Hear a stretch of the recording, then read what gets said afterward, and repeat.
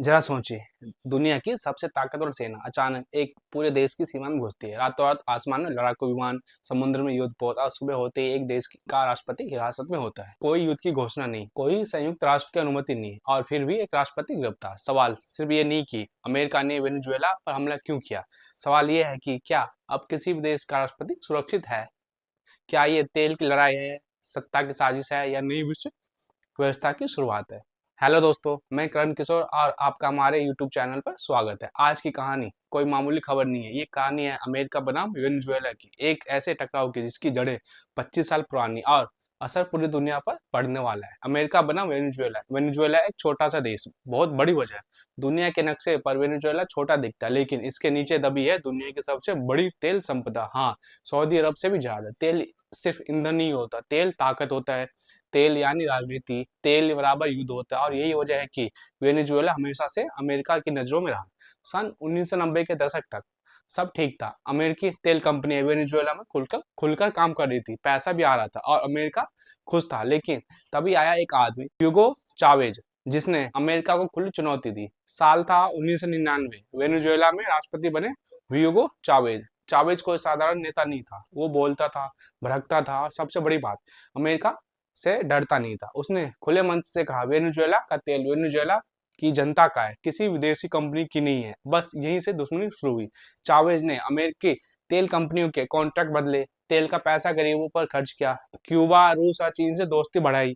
America के लिए ये सब अपराध था। अब आता है साल 2002, तख्ता पलट की कोशिश। अप्रैल 2002, अचानक चावेज को सत्ता से हटा दिया गया, नई सरकार बना दी गई। लेकिन 48 घंटे बाद सेना और जनता ने विद्रोह कर दिया। चावेज वापस आ गया। वेनेजुएला की जनता खुश थी, लेकिन अमेरिका समझ गया था ये आदमी हमारे काबू में नहीं आएगा। उसी दिन के बाद चावेज की फाइल वाशिंगटन में रेड जोन में चली गई। चावेज की मौत और अगला निशाना साल 2013, ह्यूगो चावेज की मौत हो जाती है। देश में शोक है और सत्ता संभालता है उसका उत्तराधिकारी निकोलस मादुरो। मादुरो चावेज की नीतियां रखता है और अमेरिका को फिर चुनौती देता है। तेल पर सरकारी नियंत्रण बनाए रखता है। अमेरिका को लगा ये तो और भी जिद्दी है, असली हमला गोलियां नहीं, प्रतिबंध। अमेरिका ने सीधे हमला नहीं किया, उसने उससे भी ज्यादा खतरनाक रास्ता चुना, इकोनॉमिक सैंक्शन, आर्थिक प्रतिबंध। मतलब वेनेजुएला तेल नहीं बेच सकता, डॉलर ट्रांजैक्शन बंद, विदेशी बैंक अकाउंट फ्रीज, दवाइयों और खाने की चीजों का आयात मुश्किल। परिणाम ये हुआ कि महंगाई आसमान छूने लगी, लोग भूख से मरने लगे, अस्पतालों में दवा नहीं, लाखों लोग देश छोड़कर भागे। दुनिया ने इसे नाम दिया इकोनॉमिक वारफेयर। दो राष्ट्रपति एक देश। सन 2019 में अमेरिका ने एक नया दाव चला। उसने विपक्षी नेता जुआन गुएडो को वेनेजुएला का असली राष्ट्रपति मान लिया। मतलब एक देश, दो राष्ट्रपति और एक खुली साजिश। मादुरो सत्ता में था, लेकिन सेना उसके साथ थी।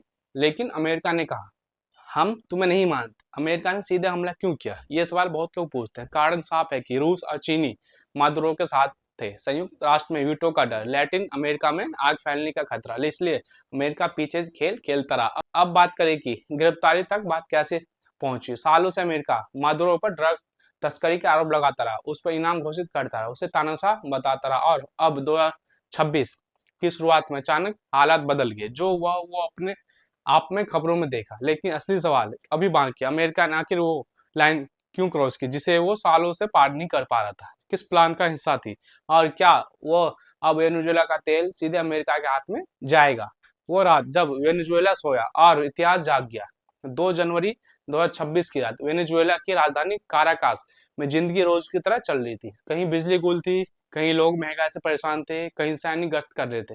लेकिन किसी को अंदाजा नहीं था कि उसी रात इतिहास का सबसे विवादित ऑपरेशन शुरू होने वाला है। समुद्र में अमेरिकी नौसेना के युद्धपोत चुपचाप अपनी पोजीशन ले चुके थे। आसमान में ड्रोन और निगरानी विमान रडार से गायब थे, और जमीन पर कुछ लोग ऐसे थे जो सिर्फ आदेश का इंतजार कर रहे थे। ऑपरेशन का नाम और असली मकसद अमेरिकी मीडिया में इसे बाद में नाम दिया गया टारगेट जस्टिस ऑपरेशन। आधिकारिक बयान में कहा गया ये ऑपरेशन ड्रग तस्करी और नार्को टेररिज्म के खिलाफ था, लेकिन अंदर खाने बात कुछ और थी। असल मकसद वेनेजुएला की सत्ता की रीढ़ तोड़ना, सेना को कंफ्यूज करना और सबसे ऊपर राष्ट्रपति को हटाना। जिंदा क्यों जिंदा? क्योंकि वो मरा हुआ नेता शहीद बनता है, और जिंदा पकड़ा गया तो नेता डर की मिसाल बनता है।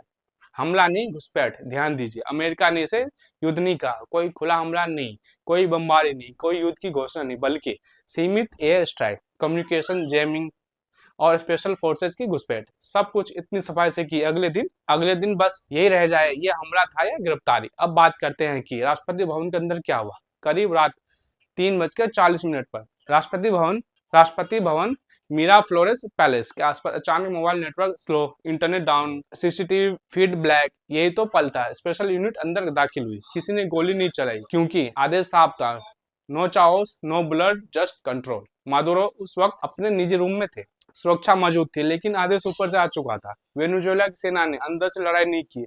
और यहीं से एक बहुत बड़ा सवाल पैदा होता है कि क्या वेनेजुएला की सेना ने साथ छोड़ा। इस सवाल का जवाब आज भी धुंधला है, लेकिन कुछ तथ्य साफ है। कोई बड़ा प्रतिरोध नहीं हुआ, कोई राष्ट्रीय आपातकाल तुरंत घोषित नहीं हुआ, कोई जवाबी हमला नहीं हुआ। मतलब या तो सेना को भरोसा था कि मादुरो वापस आएंगे, या फिर अंदर से सिस्टम पहले ही टूट चुका था। यही वो जगह है जहां कहानी खतरनाक हो जाती। गिरफ्तारी के बाद की पहली तस्वीर। कुछ ही घंटों बाद अमेरिका के राष्ट्रपति डोनाल्ड ट्रंप अपने सोशल मीडिया अकाउंट पर एक तस्वीर पोस्ट करते हैं। तस्वीर में हथकड़ी, थका हुआ चेहरा और पीछे अमेरिकी सैनिक। कैप्शन छोटा था लेकिन संदेश बहुत बड़ा, जस्टिस सर्व।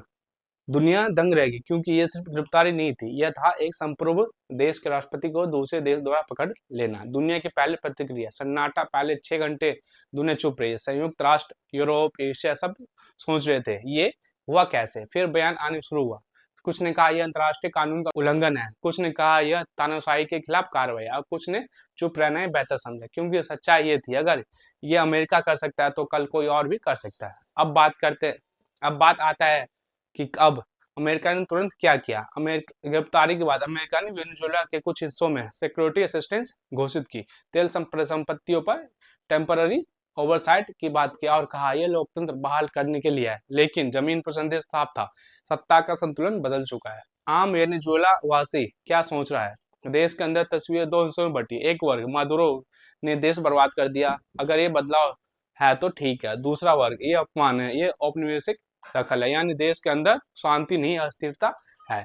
और अस्थिरता हमेशा बाहरी ताकतों के लिए मौका होती है। ये कहानी सिर्फ अमेरिका बनाम वेनेजुएला नहीं है, ये कहानी है ताकत बनाम कानून की, नैरेटिव बनाम सच्चाई की, और उस दुनिया की जहां राष्ट्रपति भी सुरक्षित नहीं है। मादुरो की गिरफ्तारी इतिहास में कैसे लिखी जाएगी, ये आने वाले साल तय करेंगे। लेकिन इतना तय है, लेकिन दुनिया पहले जैसी नहीं रही।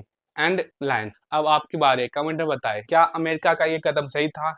क्या ये एक खतरनाक मिसाल है? और अगर आपको ऐसे डीप, फियरलेस और अनकट एनालिसिस पसंद आते हैं तो वीडियो को लाइक करें, चैनल सब्सक्राइब करें और बेल आइकन जरूर दबाएं। धन्यवाद।